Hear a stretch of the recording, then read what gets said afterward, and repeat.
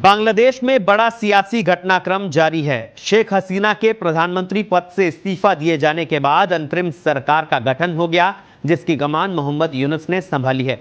इस बीच पड़ोसी मुल्क में सबसे बुरा हाल अल्पसंख्यक और खासकर हिंदू समुदाय के लोगों का है। इसके चलते हिंदू सड़कों पर उतर आए और अपनी सुरक्षा के लिए प्रदर्शन कर रहे हैं।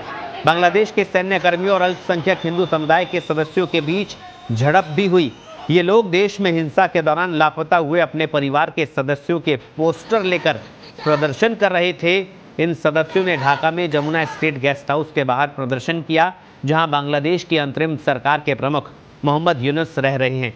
एएनआई की ओर से जारी एक वीडियो में अल्पसंख्यक हिंदू समुदाय का एक सदस्य अपने लापता बेटे का पोस्टर लेकर प्रदर्शन करते नजर आ रहा है।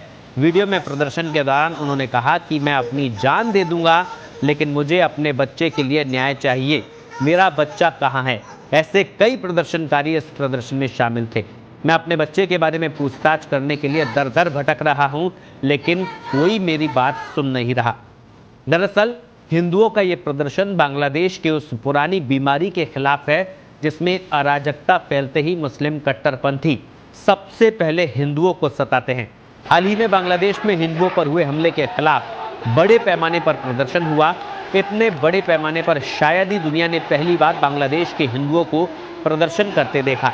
शेख हसीना की सरकार के बेदखल होते ही जिस तरह से बांग्लादेश में खुलेआम हिंदुओं को निशाना बनाया गया, उसने वहां रहने वाले हिंदुओं के सब्र के बांध को तोड़ दिया। वो पूछने लगा है कि क्या बांग्लादेश उनका नहीं है। हिंदुओं के प्रदर्शन के बाद मोहम्मद यूनुस ने अपने आवास की सुरक्षा कड़ी कर दी। जिस वक्त ये प्रदर्शन हो रहा था, उस वक्त मोहम्मद यूनुस अपने सरकारी आवास के अंदर अंतरिम सरकार के सदस्यों से मुलाकात कर रहे थे। इस प्रदर्शन से पहले बांग्लादेश की अंतरिम सरकार के चीफ सहायक मोहम्मद यूनुस राजधानी ढाका के ढाकेश्वरी मंदिर पहुंचे।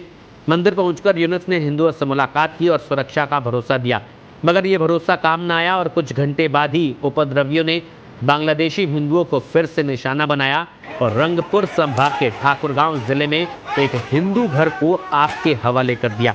आपको बता दें, 5 अगस्त के दिन हिंदुओं पर हुए हमले ने सारी दुनिया का ध्यान बांग्लादेश की तरफ खींचा। 64 में से 45 जिलों में हिंदुओं पर हुए हमले के बाद भारत समेत पूरे विश्व से सवाल उठने लगे। चौतरफा दबाव के बाद ही सही बांग्लादेश सरकार की नींद टूटी और अब वो हिंदुओं और दूसरे अल्पसंख्यकों को सुरक्षा देने की बात कर रही है। लेकिन सवाल यह है कि इस तरह की कार्रवाई पहले क्यों नहीं हुई? क्यों मुस्लिम कट्टरपंथियों के सताए हिंदुओं को अपनी सुरक्षा की गुहार लगाने के लिए यूं फोटो लेकर अंतरिम सरकार के प्रमुख के घर के दरवाजे पर आना पड़ा? स्पेशल रिपोर्ट पत्रिका।